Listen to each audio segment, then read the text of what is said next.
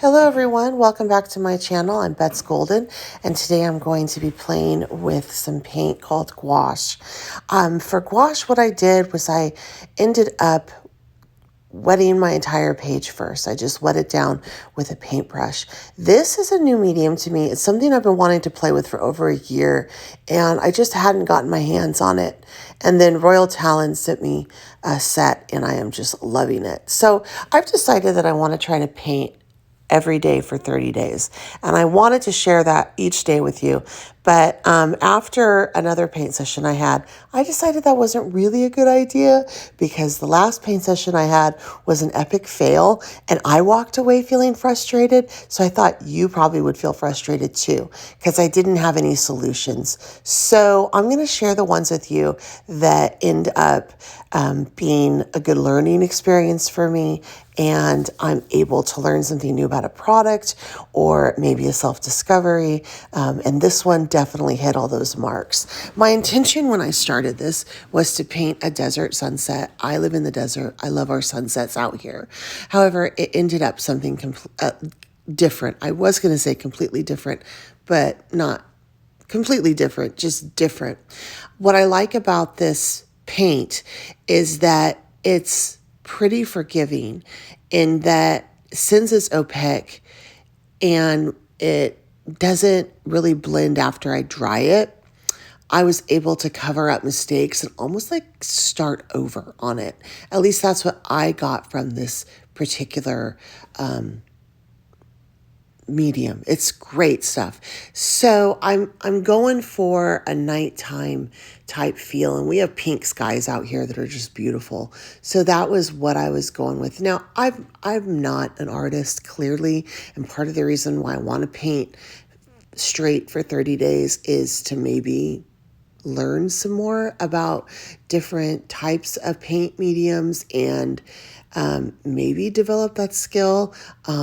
I'm not going to say that it could happen. You may end up seeing a lot of sunsets from me because that's what I really like. So we'll just see what happens with this.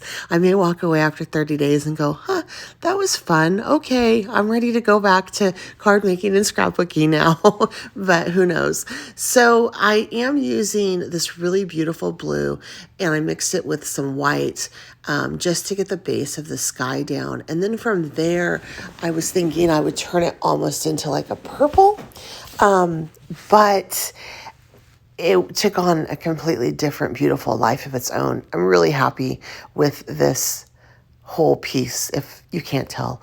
And I'm so glad it's the first book, the first page of my art journal. So everything I'm using today is from the same line, and that's Royal Talens.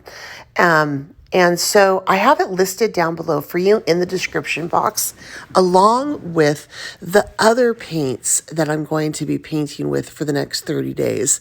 There's the regular acrylic paint. There also is some watercolor paint. Of course, there's this. And then I found I couldn't find this particular journal that I'm working in. And so I actually listed my very favorite one down there. This one I didn't list as my favorite just because I hadn't used it yet. It is by Royal Talens as well. However, as I was creating the supply list, I hadn't used this yet, and I couldn't find it. So I'm like, I'm going to go with something that I know works. So I'm going to recommend that one. However, I got to tell you, I really like this journal. It held up really nicely against all of the water and the gouache that I used on it. I mean, it didn't fall apart or anything, and sometimes that happens. So the paper in this is top notch. It's just great. So this is just a really nice blendable type paint. You can put it on dry and it's super thick and it adds some really great texture, I noticed, but it also works beautifully with some water. And that's what I did. I just kept adding color, adding water, and then I think I'm almost done at one point, and then I decided just to work with it some more, and I ended up starting over. So I wanted to tell you a little bit about what's going on in my life as you watch me paint this sunset. I have gone back to teaching full time. I'm teaching English language arts. I have 2 writing classes and 3 reading classes. I love it. Over the course of the last year, it's been really tough for me. And I lost my sense of purpose. And that's because I didn't know why I was doing what I was doing. And when you lose your why, sometimes you lose your way. So 2021 was really tough for me. I had something really horrible happen to one of my adult children now. And I spent about 5 months in an outpatient program with that child. They were in the program, and I was in the waiting room for 5 months every day for about 3 hours a day. Just there to support my child. And occasionally I would get called back from the waiting room because an issue occurred or something happened, a situation happened, and I needed to be there. Plus, the child needed to know that I supported them. And after that happened, towards the end of the therapy, and just as that child was getting ready to graduate from the program, I got a call that my mom needed heart surgery. My mom has a pig valve replacement in her heart. She got a staph infection back in 2006, traveled to her heart, ended up affecting that valve. I know that sounds horrible, but it ended up being a good thing in the sense that when they opened her up, she needed triple bypass surgery. So in the process, she ended up with a pig valve. And the pig valve supposed to only have a life of about 10 years at the most. And the doctors were like, yeah, she's not going to make it. After that, don't have to worry about that. And she also ended up on dialysis because she was on life support for so long. Well, in 2010, she took herself off of dialysis and scared the heck out of all of us, ended up living just fine. She's been living on a 19-20% kidney for years, and she has been doing well. She went back to preschool teaching, and she was giving tours at the Capitol where she is and whatnot. And that valve really held up. Well, it didn't decide, but lo and behold, time to replace it. And she was really sick. With COVID, she wasn't out much, and so out and about. And so she had to do her appointments on telephone with the doctors, which created kind of a problem because the doctors couldn't see her. So her health's deteriorating, but she thinks it's because she's getting old and she's not moving around because of the pandemic and she's staying inside. Well, truth of the matter is her valve was failing. So she kept messaging me and saying, I'm not feeling so hot, but I think this and that. And I was like, doesn't sound right. So finally she went in to see a doctor because it was to a point where she had her vaccine and it was safe. So she went to the doctor, and lo and behold, her valve is indeed failing. So bad so that she was pretty much dying at that point. So I immediately flew out there. I'm from California originally, San Francisco Bay Area, and I live in Arizona now. So I flew back out there, and I pretty much moved home for the summer and walked her through her surgery again, her heart surgery in the city, got her set up on some federal assistance, got some things fixed around the house. My sister came out and relieved me for about 3 weeks so that I could spend some time with my family, in which I went to Florida and threw myself off of a jet ski, and ended up with a dislocated rib. And so I came back, had that treated, and then I had to jump on a plane, and I was still sore, and go back and finish out what was going on with my mom. So once that was done, this is August at this point, I decided to enroll in my grad school at ASU and started grad school. And not even a week after I got home, I got hit by a UPS truck in my son's truck he had just bought. They were in the wrong lane. Their brakes went out and smashed right into me. Still fighting that one, actually. They're not agreeing to settle, so I have an attorney. The police report says that they were liable and that the brakes went out, so it should be a pretty cut and dry case. They're just not wanting to settle. So anyway, that all happened, and it was horrible. And in the process, it's like, what the heck am I doing? Clearly, I wasn't able to protect my child, so to speak, in my eyes, because of what happened to that individual child. And I just am running around, doing everything for everybody else. And I'm just, it's hard, right? And so, I'm a teacher by nature. My degree's in teaching, my postbac's teaching. And, after 22 years of being out of the classroom, I decided to go back. And, I had a friend who pushed me into it a little bit. I went out to coffee with her after I had stayed at the child's apartment, who was going through some things for the night because I was concerned about their welfare. And I was super tired. I didn't want to go, but I'm like, I'm not going to stand up, my friend. I went, and she's like, I can get you a job tomorrow in this district. And I'm like, no way, I've been out for 22 years. She goes, just trust me. Sure enough, my teaching certificate, I was able to just spend $60, totally renewed. It's not even an emergency, it's a real one. I had the interview on Friday. I went down to the district on Thursday, had the interview on Friday, immediately hired.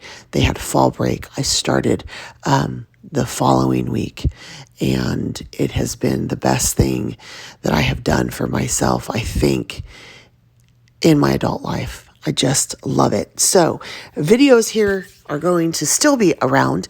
I have to get onto a new recording program. I'm going to probably be doing a lot of recording on the weekends and then also in the summer. So I will still be here. I'm still doing what I need to do. However, my presence over on other social media platforms is lessened because I am back to teaching. And let's be real, a girl's got to eat.